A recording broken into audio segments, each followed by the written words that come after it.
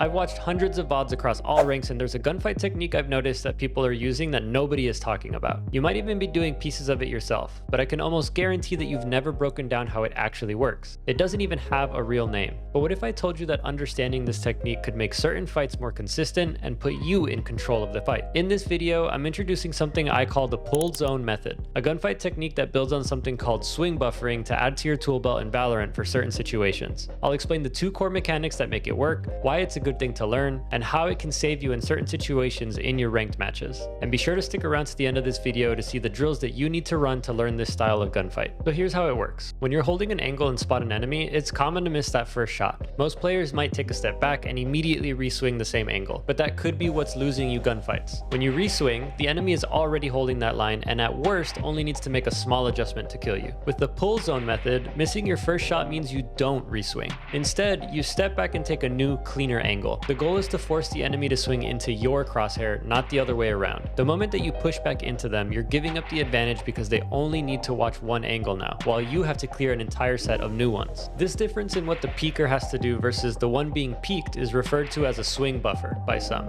and Oblivity made a great series about what this is. I'll show you their breakdown later in the video, but essentially when you swing an angle, you need time to process what you're seeing. Take Haven C site as an example. If you're on back plat and the attacker has already scaled into sight, they can hold a single off angle while you're forced to clear the entire site piece by piece. The whole point of the pull zone approach is to pull your opponents into your optimal crosshair zone instead of pushing yourself into their easiest one. You've probably heard things like, you're holding that angle too tight, or watch out for the wide swing, hold your crosshair a little farther out. All of that is really just talking about managing these crosshair zones when holding an angle. Which brings me to the first mechanic of the pull zone method, crosshair zones. Every angle you hold has 3 zones, wide, tight, and the neutral zone. A lot of players die because they have their crosshair in either the wide or the tight zone without realizing it. Think about it this way. If you're holding an angle that's too tight, you're not giving yourself enough of a chance to react to an enemy coming around a corner. I know this has happened to all of us. The enemy pops out of an angle you're holding, it doesn't stop running, and your bullets end up lagging behind them the entire time. If you hold that angle too wide, then you're gonna have to adjust using your mouse or movement before you get a shot off, which takes additional time. Holding your crosshair in the neutral zone allows you to make those minor micro adjustments if needed or none at all, since it's where a majority of people usually end up swinging. Your goal is to make 80% of the fights that you take easier on you. The other 20% of fights are going to end up a wash anyway. In some lobbies, you might even see things like the pop-in swing or inch peeking to help combat those zones, but for most people, holding your crosshair in the neutral zone eliminates a majority of the issues for your gunfights. The next mechanic as a part of the pull zone method is something that I think a lot of people do instinctively, but not intentionally enough, and it's something called pulling.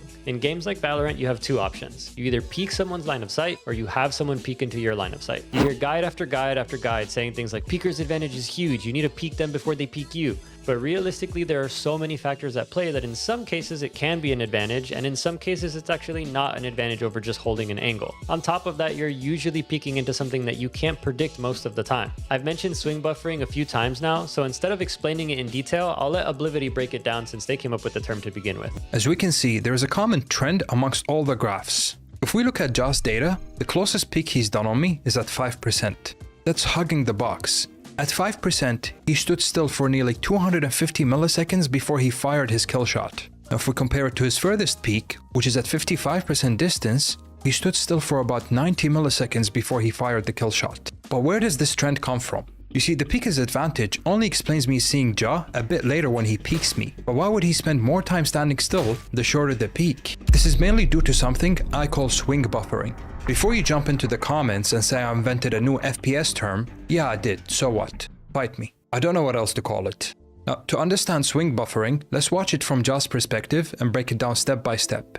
Ja does a normal peek here. He stops his movement, then visually processes the environment, adjusts his crosshair, and then reacts. When Ja swings wide, this whole visualizing process happens during his movement. By the time he stops to shoot me, he would have already processed, adjusted his crosshair, and now only has to click. Now, this explains why I'm able to react to normal peeks more consistently.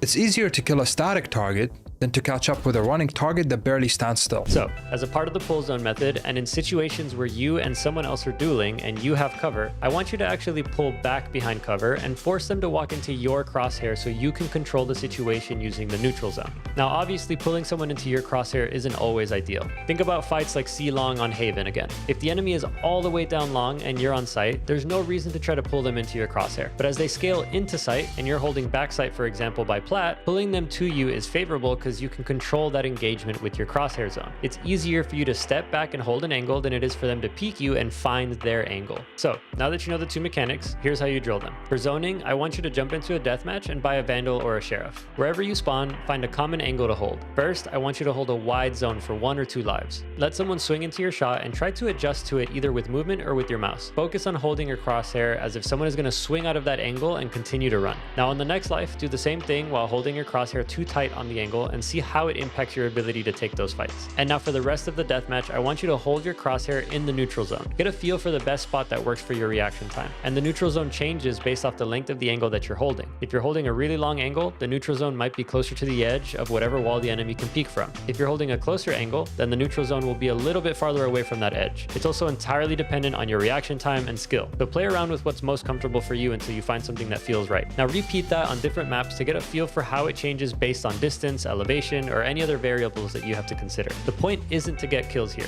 It's to feel the difference so that you can figure out your neutral zone. If you need to go back to holding the tighter crosshair to see how big of a difference it might make in your ability to win duels, then do it. Now, for the second mechanic, pulling, I want you to jump into a deathmatch. The gun you choose really doesn't matter here. I tend to prefer a Vandal, but it's completely up to you. Pick an angle that allows you to spot someone before they peek a corner. Step into that angle and wait until you spot someone. When you do, I don't want you to shoot. I want you to step back just a tiny bit so that you're barely behind cover again. And then I want you to wait for them to peek you and make sure that your crosshair is in the neutral zone here. If you miss the next shot when they peek you, take another step behind cover and continue to force them to peek you. My personal favorite place to do this is Pearl on B long by the pillar. Look towards spawn, and there's always going to be someone spawning by the stairs that'll run into B long. You can start off watching the angle where they turn the corner on the stairs, and then when they see you, I want you to pull back and have them come to you near the pillar. This teaches you the habit of micro adjusting your position so that enemies swing into you and your crosshair zone instead of meeting them halfway or forcing the peek into them. You don't want to use this in every fight because again, there are times where swinging is the best approach.